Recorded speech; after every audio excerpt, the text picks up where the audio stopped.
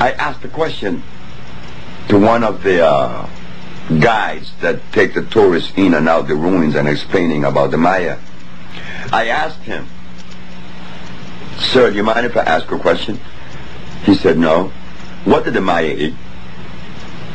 A lady who was part of the tour, the group, jumped up and said, "Corn, of course." The man looked at me and looked at the lady and said, "Lady, if the Maya ate corn, this man here would not have asked that question. He would have known that. So there is something about that corn that we have to question." Oh, no. Then he turned back to me and he said, "What did they eat?" I said, I could begin with the teosinte, the cablote, the chipiling. These are natural green that grows in the forest of Honduras. Natural green that grows in the forest. The teosinte is a plant that produces a kernel that looks like a corn, but the difference is it is non-starch. They make the tamales from the teosinte, and they mix the chipiling in it, which is a green, and they make these tamales, and they still do it in Santa Rosa de Copan. And when you all come to Honduras, I will introduce you guys to these tamales. That's right, all natural. The Maya did not eat corn, rice, beans, chicken, eggs, pork, cows. Why? Because these things did not exist in Honduras when Christopher Columbus came. They only ate those things that were natural. But the guide knew that he didn't know what the Maya ate. And how many Africans in Africa knows what their ancestors ate? They don't know. What does the African eat today? Rice. That's all they have. And rice is a poison. Chicken. Not only is it starch, and it is because it contains, and it converts into carbonic acid, but it contains cyanide.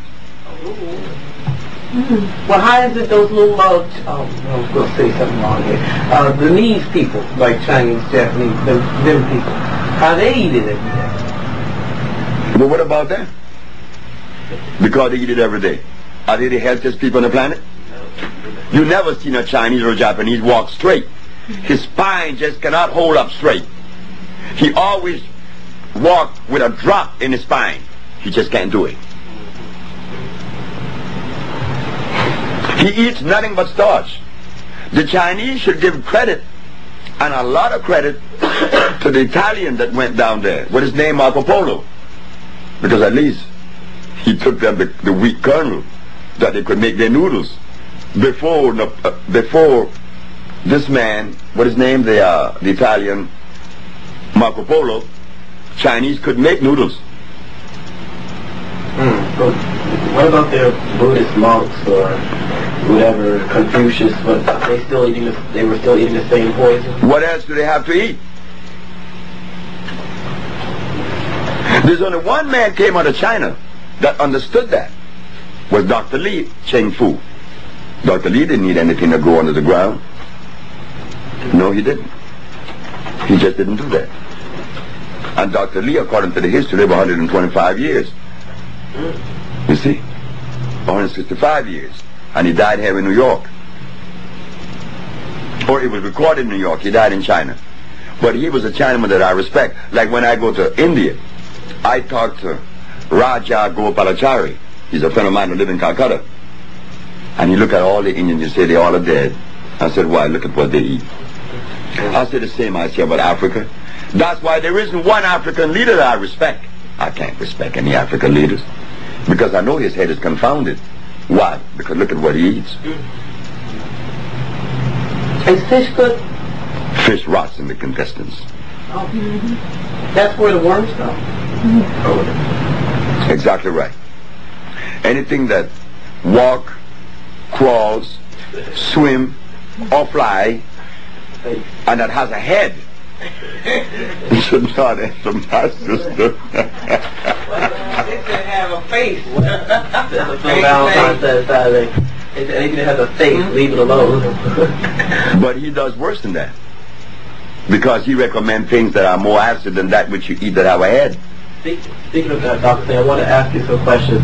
My name is Marcus Scott Lewis. I'm just a humble, burned out, recovering activist, writer, and poet.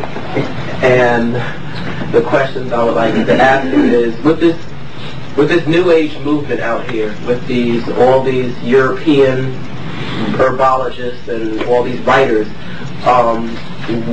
do you wouldn't recommend any of these books or any of these teachings? Now everyone's going back to nature, quote unquote, and heading to all these herbology stores and buying all these products and things. Our people are still confused because of lack of the correct information and misinformation which we receive.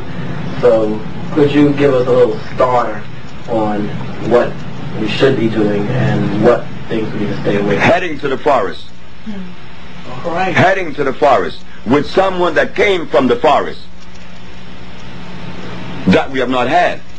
Because some of the best advisors in the United States, counselors, nutritionists, and doctors, trained our brother by the name of Dick Gregory. All right now. Well, did he recommend the Bahamian diet? The answer is yes. And what did the Bahamian diet consist of as a base? Soybean. And didn't Mr. George Washington Carver made plastics out of soybean? Yes. So how could he give us the Bahamian diet that is soybean based in the name of nutrition?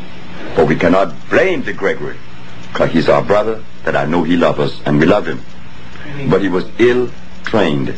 The student could only regurgitate that which was learned from the teacher. And if the teacher is poorly educated, then the student likewise.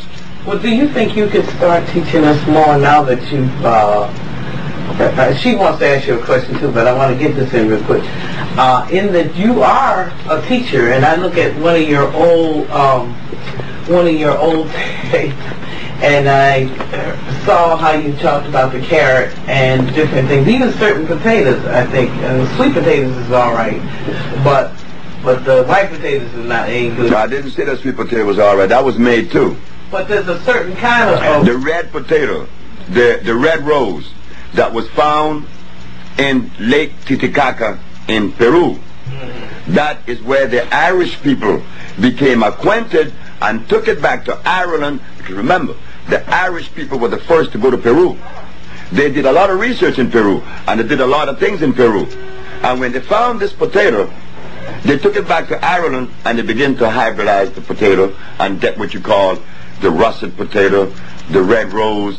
But the natural potato looked like the red rose. The red rose, I would recommend that you eat that because it's the first generation away from the mother, from the base, which came from Lake Titicaca.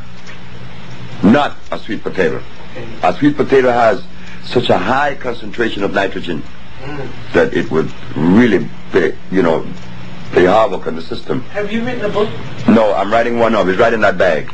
Oh, okay, good. So when it's finished, when you take it out the bag, I want to read it. The bag has these tapes that need to be transcribed. Oh, okay. And it would be transcribed as soon as possible to be put into book form, because the book is needed. We have been misled not only by the foreigners that are not part of our race, that dictates to us and tell us what we should and should not eat, but we were also hoodwinked by our brothers that was trained by those people. Well. The gorilla does not eat the food of a lion, but the black race eat the food of a lion. True. So we can't eat Chinese food. Well.